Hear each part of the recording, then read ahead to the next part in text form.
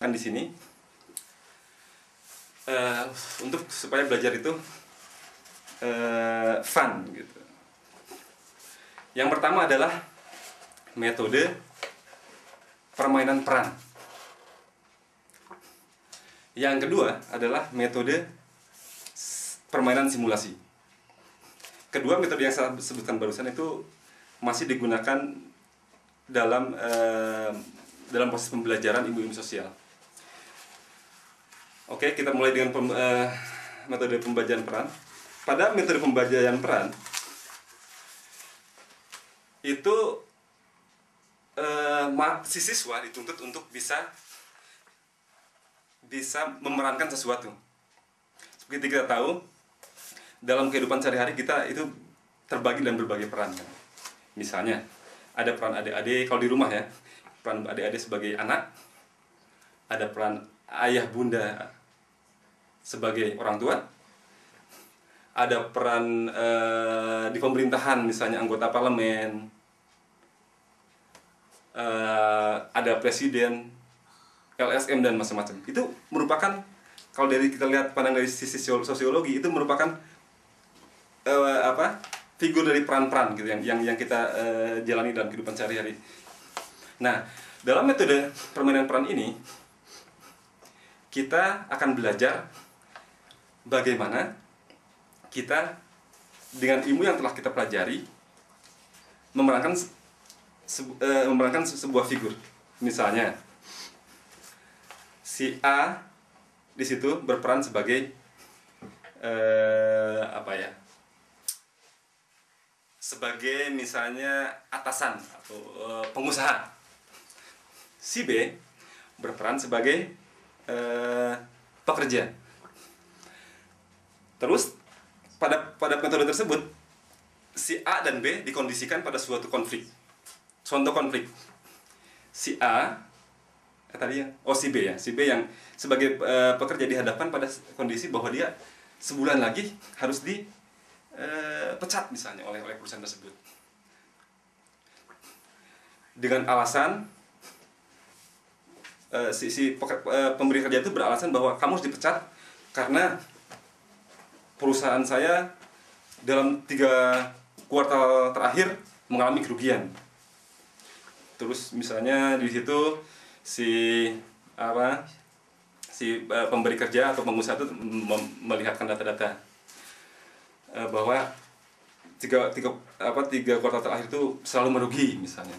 Si B sebagai pekerja di situ tidak menerima dong. Anda tidak bisa begitu saja memecat saya karena saya itu A, B, C, D alasannya kayak gitu. Nah, dengan permainan peran tersebut antara si pekerja dan si antara peran pekerja dan peran si pemberi kerja di situ dihadapkan untuk bisa menggunakan semua kemampuan yang dia punya. Jadi sifatnya di situ harus berkomunikasi satu sama lain untuk mencari pemecahan, dan dalam proses komunikasi tersebut kita secara tidak sadar kita harus menggunakan dalih-dalih yang berdasarkan pada teori sosial misalnya. Misalnya kalau dari segi undang-undang si pekerja tersebut bisa beralasan Anda tidak berhak untuk kayak gitu karena sesuai dengan undang-undang kayak gini, ini bla bla bla undang-undangnya, Anda tidak berhak, Anda tidak benar untuk itu.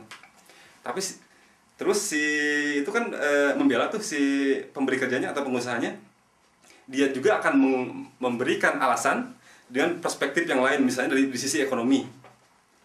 Dan tidak sadar dia akan berusaha untuk menggunakan teori-teori ekonomi bahwa misalnya kalau perusahaan tidak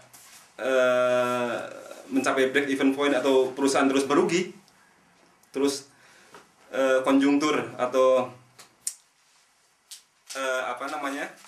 proses penjualan misalnya tidak menguntungkan, maka tidak ada cara lain, dia harus mengadakan efisiensi biaya. Contohnya dengan cara mengurangi pekerja. Nah, dari situ AD yang berperan sebagai pekerja dan sebagai pengusaha secara tidak langsung akan berusaha menggunakan teori-teori yang telah dipelajari di sekolah.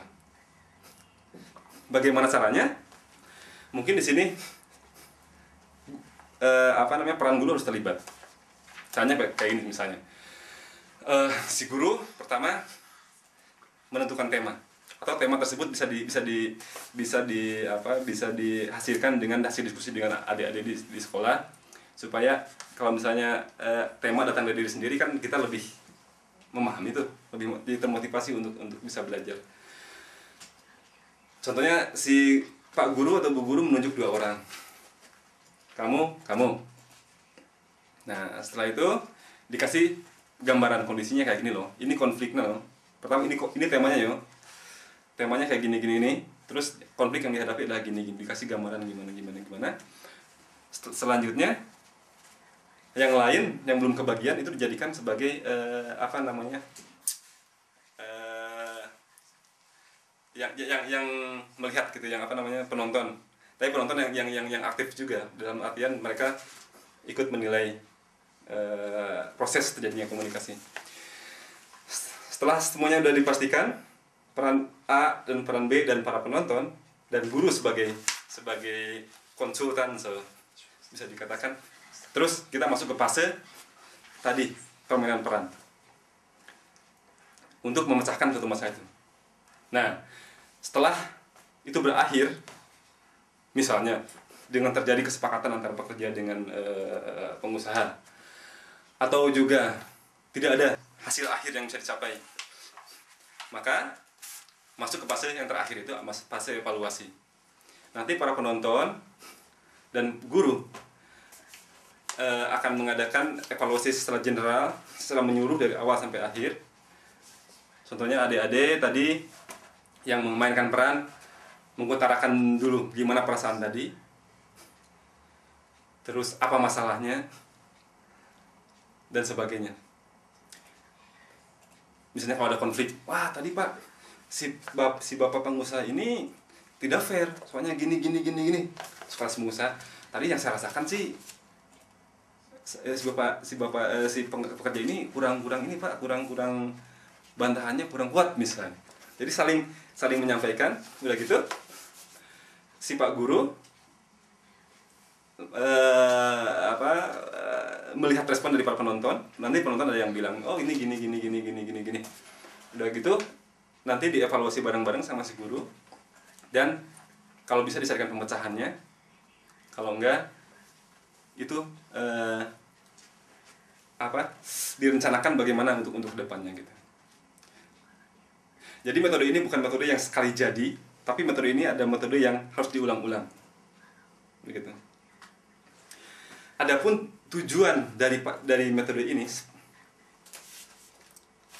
selain tadi yang saya bilang itu bahwa metode ini interdisipliner, di mana si para pemain peran itu melibatkan berbagai macam ilmu untuk memecahkan suatu masalah, metode ini juga sangat membantu untuk mengembangkan apa yang disebut dengan soft skill kalau dalam bahasa Inggrisnya. Jadi soft skill itu contohnya kemampuan berkomunikasi, terus kemampuan merefleksi diri. Soft skill ini sangat penting kalau kita berhadapan di dunia kerja, bahwa kita berhadapan dengan rekan sejawat, nanti dengan bos. Itu tidak hanya kita menggunakan skill khusus kita, misalnya kita menguasai fisika, kita menguasai matematika dengan lancar sekali, itu tidak cukup. Tapi komunikasi dan dunia kerja itu sangat penting, karena yang namanya dunia kerja dalam satu proses produksi, apapun itu produksi barang atau jasa, itu merupakan komunitas di mana kita teamwork itu harus dikedepankan gitu. Jadi secara umum tujuan dari metode yang tadi itu, pertama mengenali batas diri. Artinya seberapa jauh sih saya tahan kritik sama kritik pedas dari orang lain. Itu kan tidak semua orang gampang ya bisa menerima kritik dari orang lain, bisa menerima kekalahan misalnya dalam debat. Itu tidak gampang. Itu penting dalam memecahkan masalah. Kedua, untuk merubah pola perilaku.